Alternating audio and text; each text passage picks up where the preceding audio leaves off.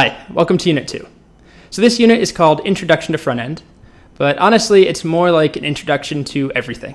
We're going to talk about three main objectives that we're going to use throughout the rest of the course. So it's a pretty important lesson. We're not actually going to write a lot of code. You'll be seeing code, but you're not going to write much of your own until the next unit.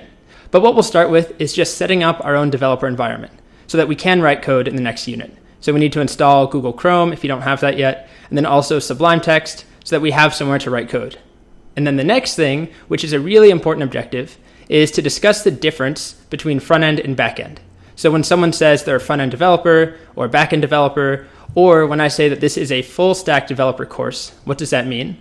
And it's also important so that we know what we're getting into in the rest of this course. The first half is all front-end, the second half is all back-end, and really the last third is full-stack, front-end plus back-end.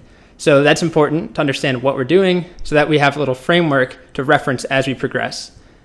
And then we're going to dive a little bit more into front-end specific technologies. So HTML, CSS, and JavaScript. We'll talk about what they are, how they fit together, what roles they play, how they're similar, how they're different, and really just dissect what they do.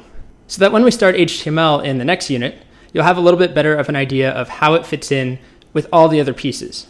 And there's so much that we cover in this class that if I just went straight through and I just covered it all one after another without tying it together, without talking about how it all fits together, it wouldn't really be a great course.